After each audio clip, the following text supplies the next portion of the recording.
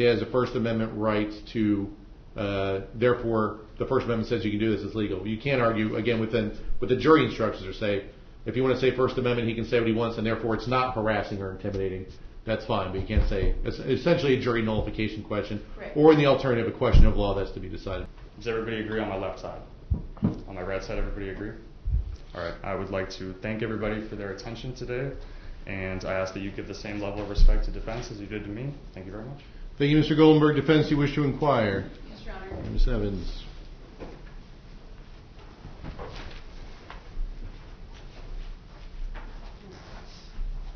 How would you all feel if I told you I'm going to take about an hour? I'm not going to take that long. I know y'all have been sitting here for a while. Once again, my name is Caroline Evans, and just have a couple questions I wanted to follow up with you all on. Usually probably about 4 questions that I have to follow up on what the state's already asked, and then some questions I had myself. I know this is awkward. It's awkward for me. It's awkward for you. So just, it's easier the more you interact with me, and we'll just get this over with as soon as we can.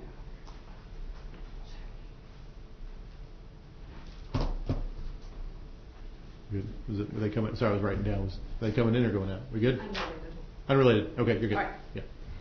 Sorry. So, how many of y'all, sorry, just speaking to the microphone, how many of y'all, when you came into the courthouse this morning, went through the metal detector and it beeped? All right.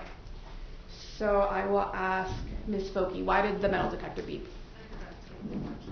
So, your watch set it off.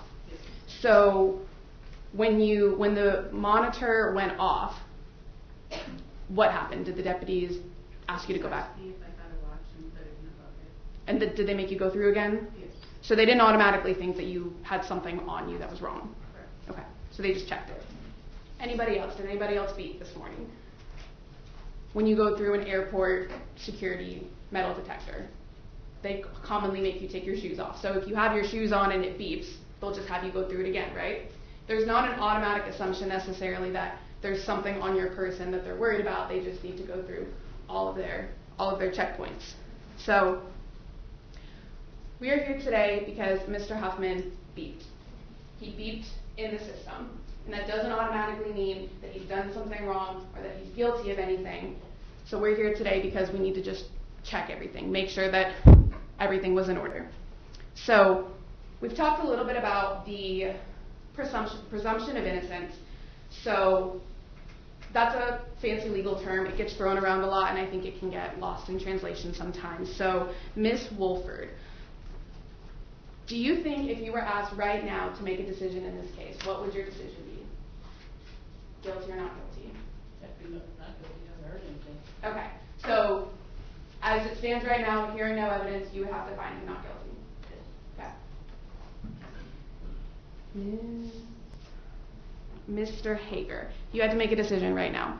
Guilty or not guilty? Not guilty. All right. So what kind of evidence are you looking for to find him guilty? I have no idea. Hard evidence? Okay. Are you looking for statements? Videos? Videos along with statements. Okay. So if you hear some statements through testimony and if you see some videos, is that enough for you to make a decision at that time? Depends on what's said. Okay.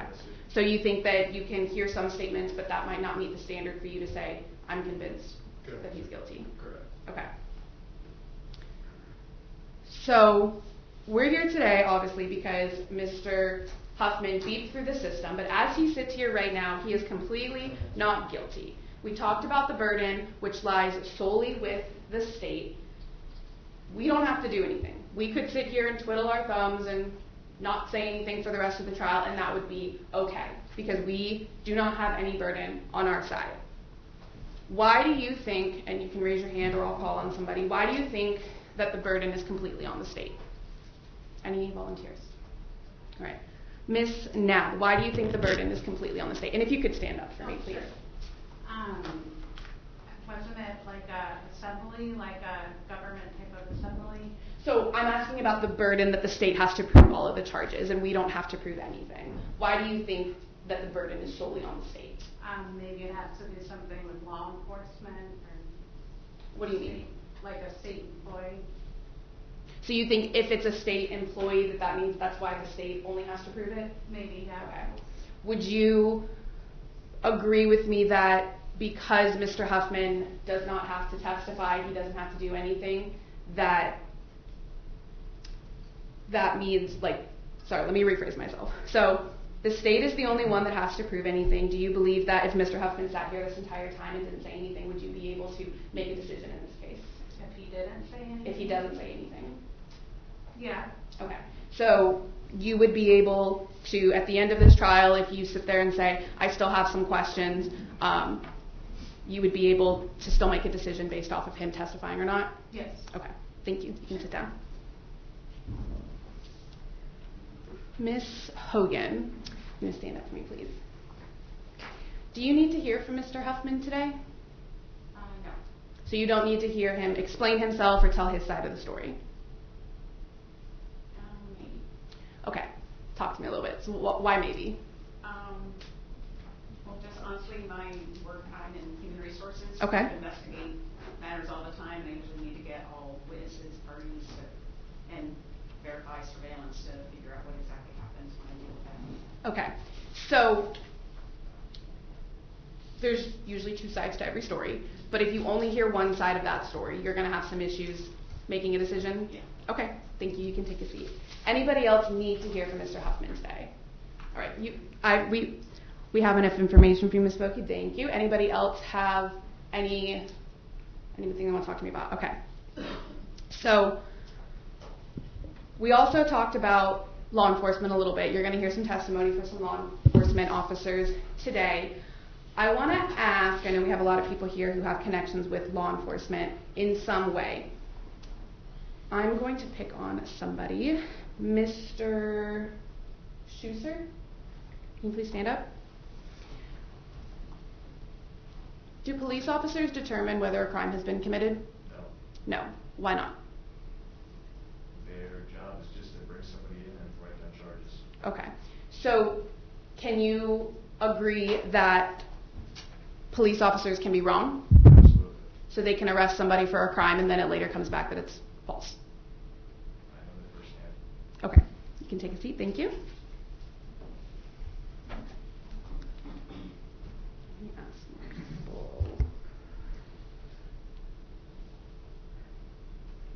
Miss Dupuis, can you stand up, please? If you're driving down the street and you see somebody pulled over by a cop car with the cop car sitting behind them, what do you think about when you see that? I wonder what they did. You wonder what they did. So there's an assumption that when police are involved that somebody must have done something. Yeah. Okay. And can you agree that police can be wrong? Yes. So you can foresee a scenario where police make some type of contact with a person and then it later on comes back that nothing happened? Yes. Okay.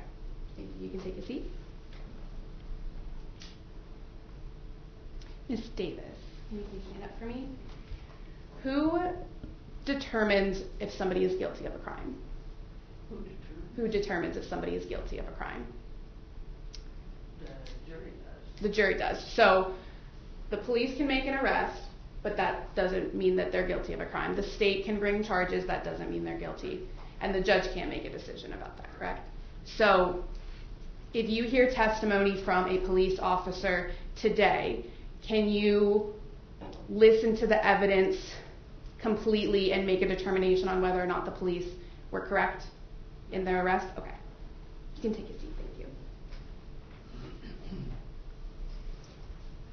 So I want to bring up as well, if you are picked for this jury to sit on this trial today, there's going to be some words and phrases that you hear that might be offensive to some people. There might be swear words, there might be phrases that contain vulgar language, and I want to make sure that everybody who's picked for this jury can get past that and make a decision in this case. So, how many people say some curse words every now and then? Right. When you're mad, when you're angry, it can slip out. Do you think, I'll pick on somebody, Ms. Hewitt, can you please stand up? Do you ever swear Ever A say lot. curse words? Okay. So is it a part of just your everyday vernacular? Okay. So if you hear somebody that's angry and they're saying something that includes violent language or rough language, is that going to be something that you can listen to and get past that and then listen to the actual facts of the case? Okay. You can take a seat. Thank you. Mr. Is it Scheidel? Shadell, you can stand up for me. If you are in a public place and you hear someone screaming, yelling, but with using rough language, what do you think of when you hear that? You don't care? Don't care. Okay. So you can hear somebody use vulgar language and not pass judgment onto them based off that language. Okay, thank you. You can take a seat.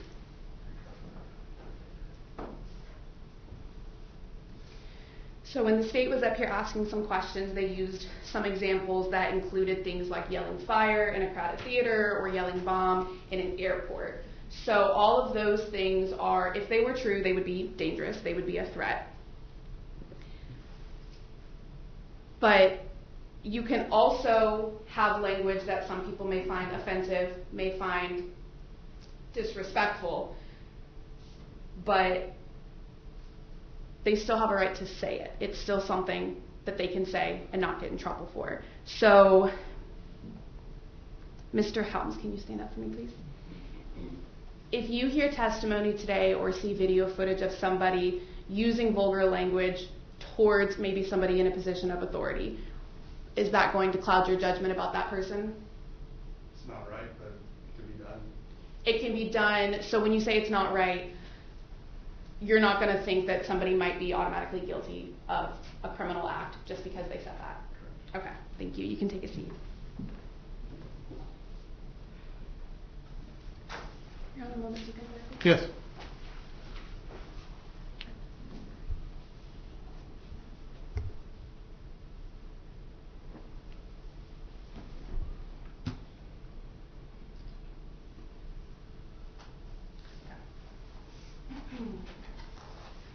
So we just heard from Mr. Huffman. He says that you can hear somebody saying something in a vulgar manner that towards a person in a position of power that even though it might be wrong, that it's still okay in a way. Does anybody disagree with that?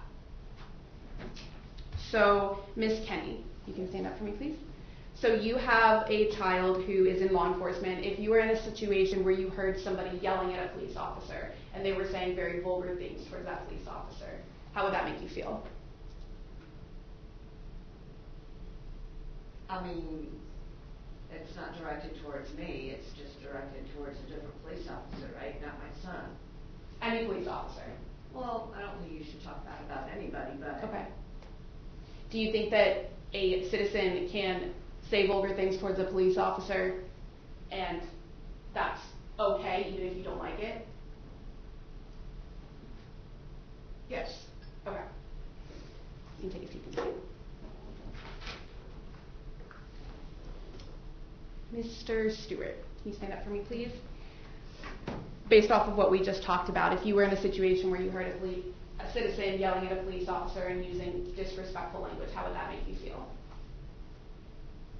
Indifferent. Indifferent? Yes. So you wouldn't hear what that person is saying and pass judgment onto them? Honestly, don't care what everybody else does. Okay. As long as it doesn't affect me and my family. Okay, that's fair. You can take a seat. Thank you. All right, and I know we've already talked a lot about kids. Who here, again, just by raise of hands, who has kids? Who has young kids? So kids that are still in the home. Okay. Let me see. Talk to some people. I will ask Miss Doherty. Is that how you say it? Doherty. Can you stand up for me, please? How old are your children? She's 13. Okay. Does she ever swear? I don't let her, and she gets in trouble when she does. Okay, so in trouble, she grounded, just like a slap on the wrist. No, I just tell her to stop it. Okay. Thank you. You can take a seat. All right. Who else have kids that are still in the home? Maybe. Talked to a lot of people. I will ask Miss. Is it Manfredonia? Did I say that right? Manfredonia. How old are your kids? 13 and 15. Okay. And do they ever swear? Yes. They have, but they've understood that it's disrespectful to say it towards me, so if they do, they're not around. Okay. So if You heard your child maybe saying something to a person in authority like a police officer. How would that make you feel? I would later tell them that it was disrespectful because they taken it out of office. You would tell, okay, so it's you would tell your child that it's disrespectful. So because they've taken an oath of office, does that hold them to a higher standard of respect in your opinion? It should. Okay. Do you think that if somebody said something to a police officer who's taken an oath, even though you might think it's disrespectful, can you get past that part and still judge the facts of the case fairly? Yes. Okay, thank you. You can take a seat. Nothing further, Your Honor. All right, thank you very much, members of the jury panel. We're going to take a brief break so that the attorneys can review their notes and make their selections. Please remember where you're seated and do not discuss you don't know the facts of the case, obviously, but don't talk about the concepts we talked about with each other, and we'll get you back in here maybe about 15-ish minutes as a general guess. I will say if you are picked to be on this jury, you will have a longer lunch break, just planning ahead. Okay. Ladies and gentlemen, step outside. We'll call you back in when we're ready. There are bathrooms down at this end of the hallway. You don't have to go all the way back down to use the restroom.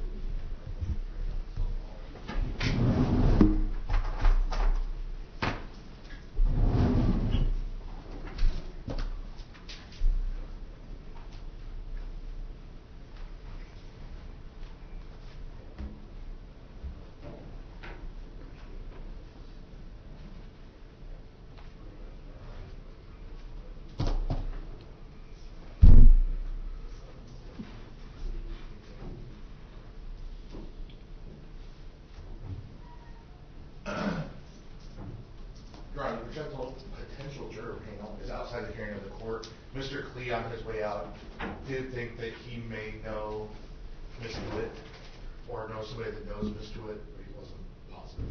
All right. Well, let's bring him back in, I suppose. Ms. DeWitt, anything ringing a bell? I have no idea who that is. Yeah, of course.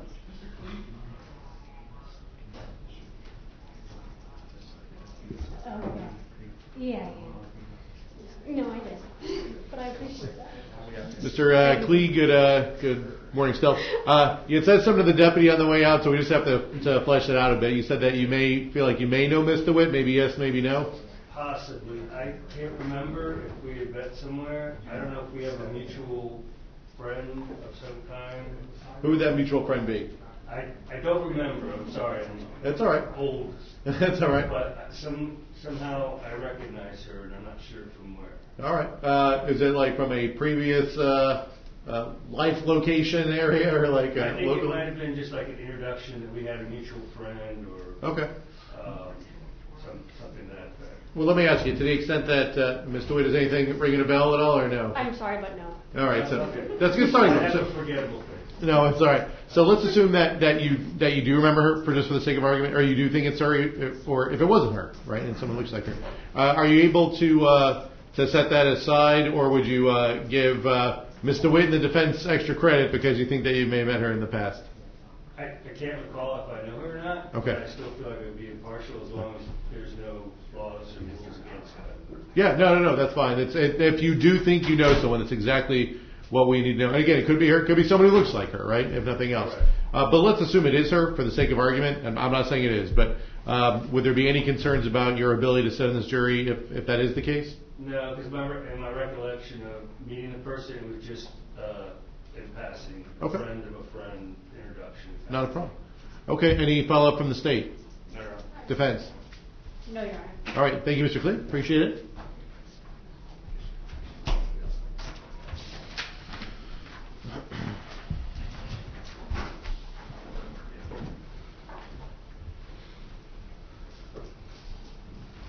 All right, we're all clear. I hate to ask you that in front of that, Ms. DeWitt, but it's important that I do ask, right? You know this person? No, I don't know. Anyway, all right, so let's go through some cause challenges first. I'll give the attorneys more time to review their notes for peremptories, of course, but cause challenges we're just talking about only. So as a refresher, we start with the state. If you make a cause challenge defense, if you agree, just say you agree. We don't have to have the basis in the argument, and then if I agree, I'm good with that too. But if you don't agree, just say we disagree. Don't need argument from the defense just yet. What will happen if you disagree? There'll be argument from the state, then argument from the defense, then a rebuttal from the state. If there's a cause challenge that has not been made by the defense, and the defense wishes to make any afterwards, then that process will reverse. State, who's doing it? Mr. Goldenberg or Ms. Brown? Cause challenges. Your Honor, I'll do it. All right, cause challenges. Do you have any, Mr. Goldenberg? Yes, Your Honor. Number 3, Ms. Kagan-Taylor. Okay, well, again, don't need to give a reason yet. Defense agree or disagree? Agree. I also agree. 3, struck for cause. State. Who else do you have? Yes, Your Honor. We have number 9. Defense. Agree. I also agree. 9, struck for cause. State.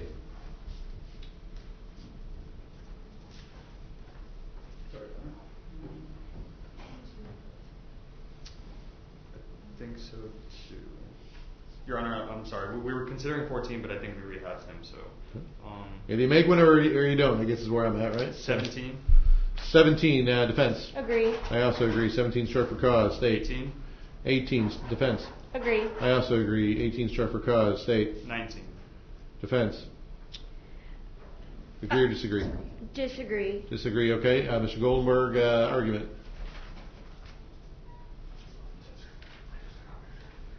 Your Honor, we'll go back on that argument. All Sorry, right. we're okay with it. I'll be honest, I didn't have anything for him either, so it's there you go. All right, so anybody else? Your Honor, juror number 21. 21, defense. Agree. I also agree. 21, struck for cause. State. Your Honor, juror number 22 for the stomach issue. Defense. Agree. I also agree. 22, struck for cause. State. Your Honor, 27. Defense. Agree. I also agree. 27, struck for cause. State.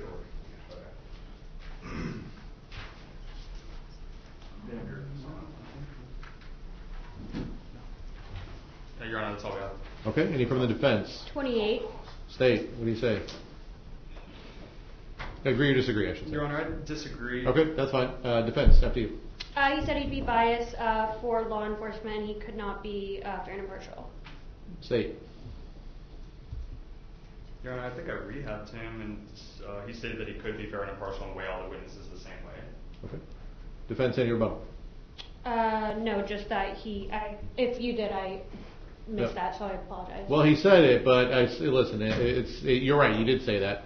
But the standard is whether or not there's a fair or a reasonable doubt is the ability to be fair and impartial. We're not going to get there anywhere, so it's not going to matter. Yeah. But I should at least say that he started out with, I'm not faulty, Mr. Goldberg. My example is slightly more detailed. And then you're like, oh, can you be fair? He's like, yeah, of course I can, right? Again, not to say that you didn't try and rehab. He did say the magic words for you, but it's not what he says. It's the totality of what he says. So I believe that there's enough there that I'm going to give if there's a reasonable doubt, there's at least conflict in what he says, then I'm going to grant the motion for cause for that. Anyone else for the defense? No, Your Honor. Okay. So our cause challenges, just to be clear, Madam Clerk, before we go, is 3, 9, 17, 18, 21, 22, 27, 28. Is that right? Perfect, Your Honor. All right. Again, just to be clear, any others from the state? Nothing else, Your Honor? Defense? No, Your Honor. Okay. So I will. So Mr. Huffman, everything again is being recorded. So I don't want the discussions between the two of you to be recorded, obviously. So just logistically, you may just have to get close to here. I'm going to go off broadcast so that you can have a privileged conversation with your attorneys about jury selection, okay? Okay. All right, so if you don't hear anything, that's by design.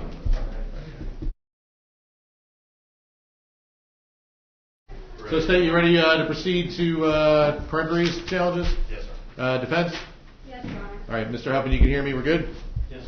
All right, again, just a reminder for the attorneys while you're at the table to speak into the microphones. Please, you can be seated, Mr. Huffman. That's fine. So here's how it works. Obviously, each side has 3 challenges, peremptory challenges. Sorry, just making notes for myself for a little scorecard of strikes here. Again, each side has 3 strikes here, so we do it. The first 6, of course, that are still available, we'll go state, defense, regardless of who makes the strike. We alternate, okay? So let's start with the state. And Madam Clerk, please double check my work here. Jurors 1, 2, 4, 5, 6, 7. Is that right, Madam Clerk? Correct. All right, what says the state? Number 2, Your Honor. Number 2, Ms. Wolford, struck by the state. State has 1 strike, 2 remaining. To the defense we go. Jurors 1, 4, 5, 6, 7, 8. Right, Madam Clerk? Correct. All right, what says the defense? Number 1. Mr. Rupert, okay. Struck by the defense. Each side has used 1 strike, has 2 remaining. To the state. Jurors 4, 5, 6, 7, 8, 10. Right, Madam Clerk? Correct. Or what's that? No, I didn't ask you. I meant to ask. But I didn't. What says the state? Number 10, Your Honor. Number 10, that's Mr. Fixler. Struck by the state. State has used 2 strikes, has 1 remaining. To the defense we go. Jurors 4, 5, 6, 7, 8, 11. Right, Madam Clerk? Correct. All right. What says the defense? Number 4. Number 4, that's Ms. Clemenson. Struck by the defense. Each side has used 2 strikes, has 1 remaining. To the state we go. Jurors 5, 6, 7, 8, 11, 12. Right, Madam Clerk? Correct. What says the state? We accept, Your Honor. Oh, actually, I should probably ask. So Mr. Helms is going to make a phone call about that. First kids. Deputy, would you mind, or Corporal, I say, would you mind grabbing Mr. Helms or having someone grab Mr. Juror number 12, Ryan Helms? If that's all right. Please and thank you. I guess that's probably important to figure out. Hope he didn't run away.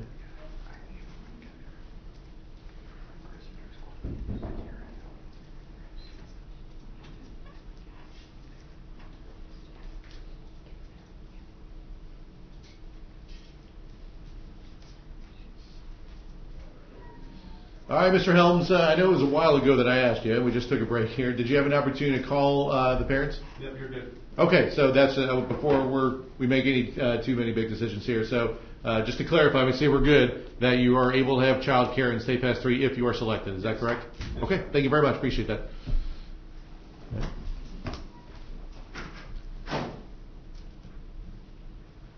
Okay, so let me go back to what we were saying then. Mr. Helms is gone here. Jurors 5, 6, 7, 8, 11, and 12. Right, Madam Clerk? And sorry, Mr. Goldberg, you said? We accept, Your Honor. All right, what says the defense? You have 1 strike remaining. 1 moment, please. Sure. Do you need to go off record or? No, it's okay. Okay. 11. 11, that's Miss Manfredonia, struck by the defense. Defense is out of strikes. State has 1 remaining. Jurors 5, 6, 7, 8, 12, 13. What says the state? State accepts, Your Honor. State accepts. So that's our jury as a starting point. 5, 6, 7, 8, 12, 13. Right, Madam Clerk? Correct. All right, alternate. Each side has 1 strike for an alternate. As to juror number 14, what says the state? Strike. You confuse me because you go strike. Like Sorry. accept, strike. All right, either way. All right, struck by the state, alternate strike. So defense, you've got 15 or 16. What do you say is the 15? We'll accept. All right, so 15 is our alternate. So Madam Clerk, just to be clear, our jury is jurors number 5, 6, 7, 8, 12, 13, 15. Is that correct? Correct. All right, very well. Thank you. Anything before we bring the jury back in from the state? No, Your Honor. Defense? No, Your Honor. All right, let's bring them in. And then, Deputy, for any people who are observing, once the jury panel is discharged, then everyone's free to come in, logistically speaking. Sir? Yeah, Your Honor, if I may, also no commuting or no recording, if that's something that. That's an administrative order by the Chief Judge. Okay. Just the deputies could make sure that if anybody in the audience starts recording or. Then no, as long as I work here, you're good. Yeah, administrative order by the Chief Judge says as such. Usually not a concern, but that's what the case That's is. right. So. Abide by all administrative rulings from the Chief Judges. That's fine by me. Oh, and deputies, just 1 second before we bring him in. Mr. Huffman, you can stay seated, that's fine. The jury selection is entirely in the province. Who's picked and who's not picked is entirely in the province of your attorneys. but did you have an opportunity to be engaged in the jury selection process? Yes, sir. Okay, thank you very much. All right, deputies, we're good. Yes, sir. Thank you. All right, ladies and gentlemen, if you could, please step back in and have a seat back where you were prior.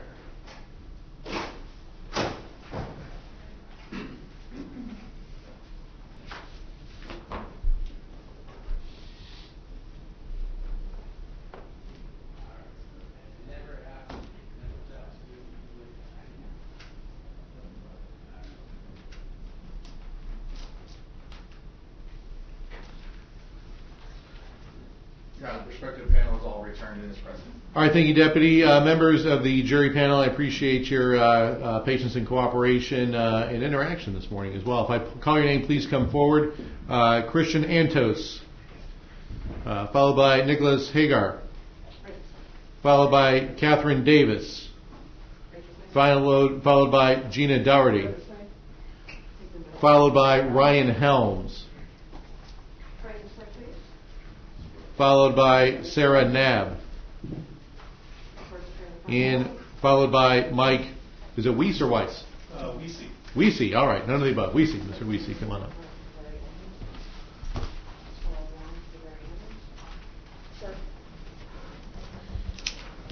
Okay, so for everyone else, I want to, like I said beforehand, thank you very much for your time and attention. We had a very talkative group, which was good. It helped everyone get it through. I asked the deputies to check out with jury services downstairs whether or not you're needed for the remainder of the day. There's a judge next door who says, "Oh yeah, go downstairs and report," and everyone goes down and they're all upset. And then she says, "Just kidding. Well, I'm not going to toy with your emotions. You are free to go for the rest of the day. And if anyone, we're not going to be here this long, but if anyone asks you, we're here until midnight. Okay? There you go. The employer says. Anybody? Thank you very much. Have a good day."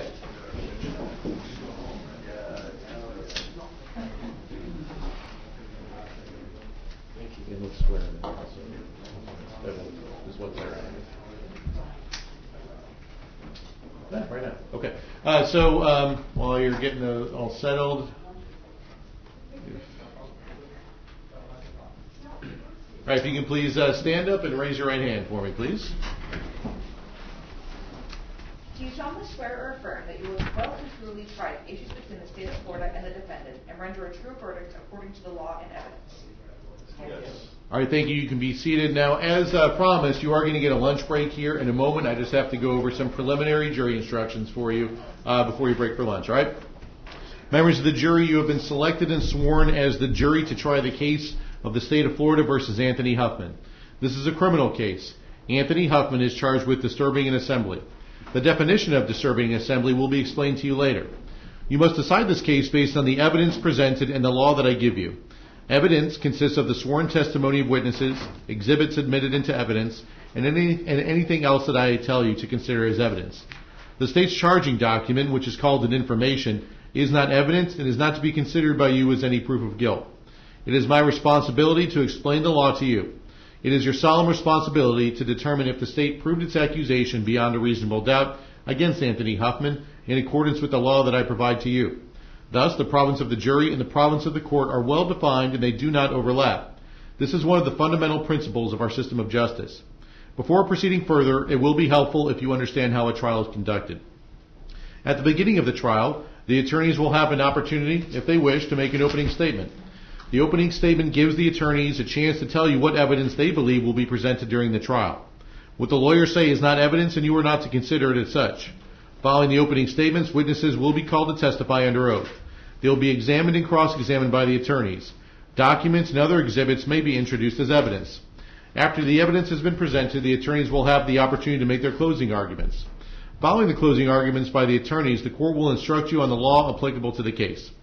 After the final instructions are given, the alternate juror will be released and you will retire to consider your verdict. You should not form any definite or fixed opinion on the merits of the case until you have heard all the evidence, the argument of the lawyers, and the instructions on the law that I give you. Until that time, you should not discuss this case amongst yourselves. Your verdict must be based solely on the evidence or lack of evidence and the law. Jurors must decide this case without distraction and only on the evidence presented in the courtroom. Jurors must not conduct any investigation on their own.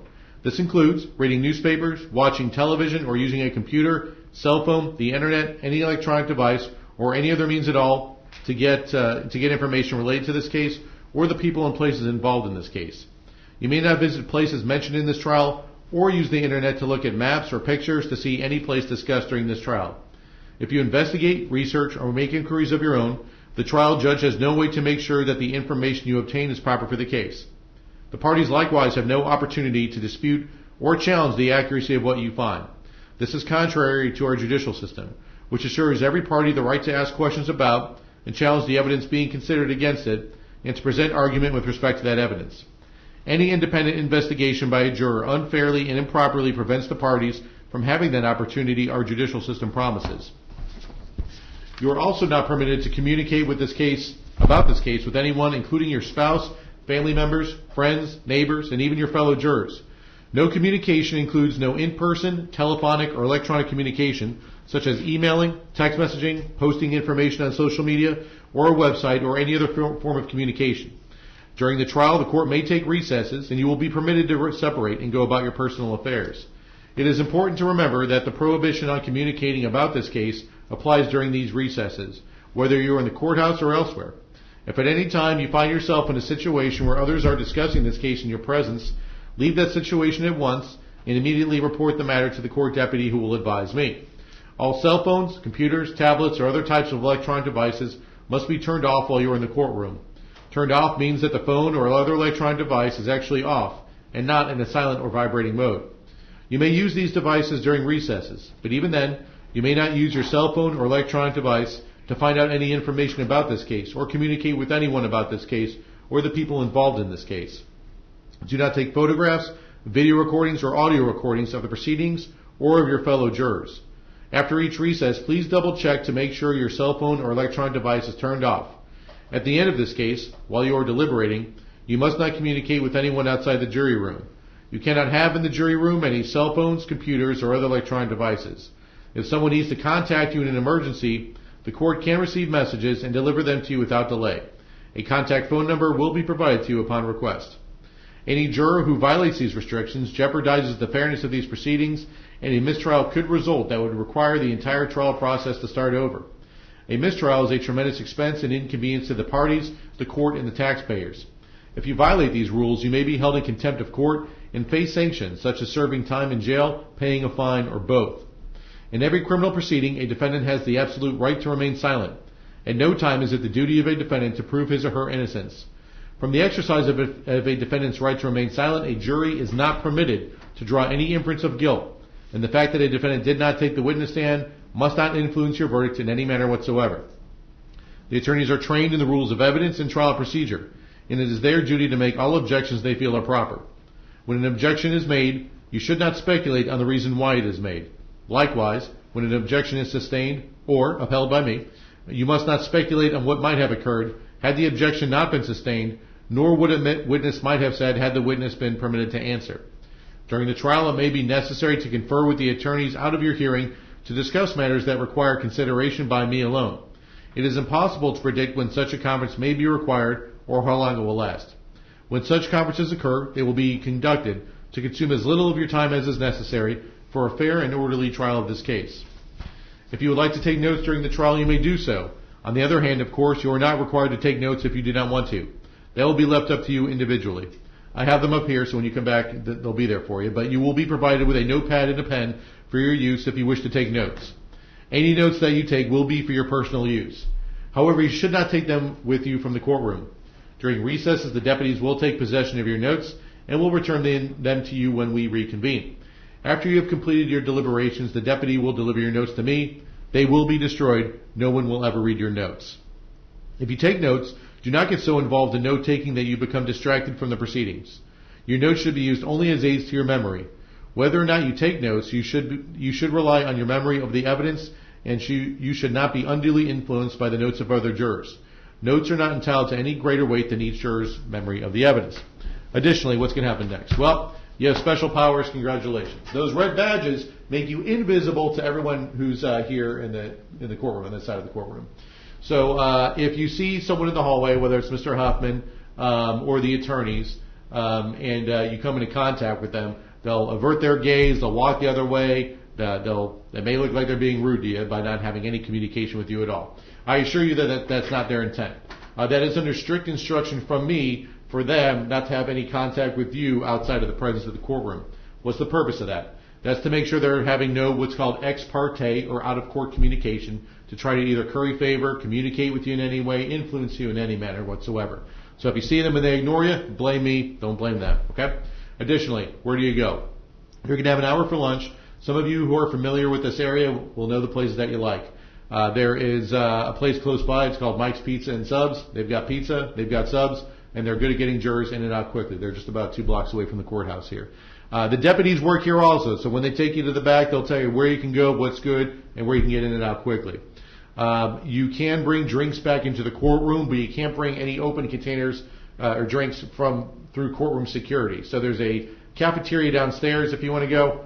It used to be good, but it's been renovated, and it's not that great, if I'm being completely honest with you. But there are vending machines there if you need to get whatever you need.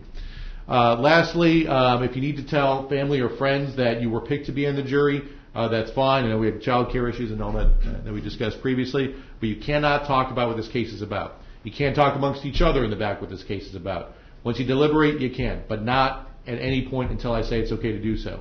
Especially with anybody, right? Each other or your family or friends. You may have people saying, well, what are you on there for? Say, I can't even talk about it. This is a one-day trial. I'll let you know all your heart's desires once I'm done, just not while it's going on. It's very important. Is there any questions about anything I've said? No? Okay. So with that being said, you're going to go out this door now, follow the deputy's instructions. We'll see you back at 1:30. Just make sure you have everything with you that you came with, okay? You're going to go with this deputy.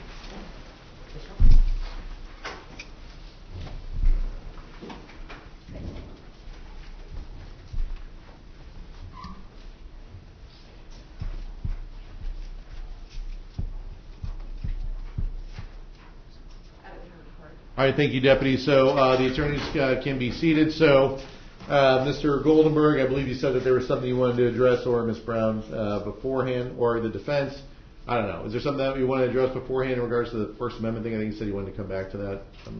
Maybe yes, maybe no. I think that we covered that with the state. Long story short, you can't argue to the jury that he has a First Amendment right to, therefore, the First Amendment says you can do this, it's legal. You can't argue, again, with the jury instructions or say, if you want to say First Amendment, he can say what he wants, and therefore it's not harassing or intimidating.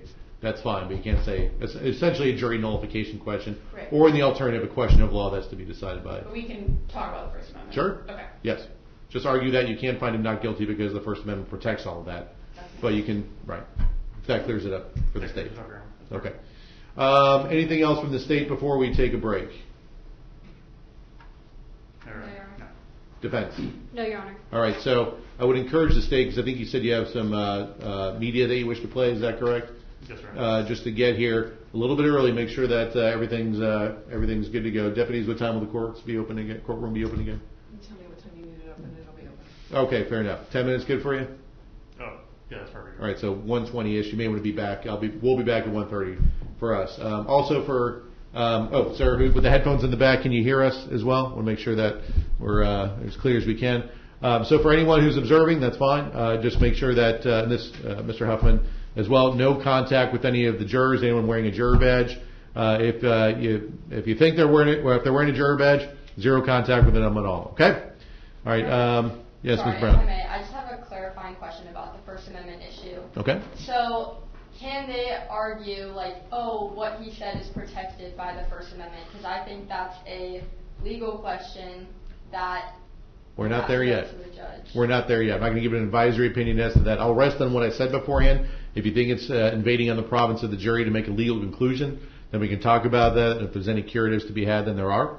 But I'll just kind of rest on my previous statement, ruling, which is that they can't argue that the jury should find him not guilty because the First Amendment says that.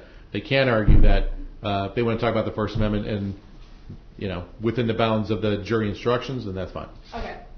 Understood. Okay. Anything else from the state? No. Defense. No, Your Honor. Okay.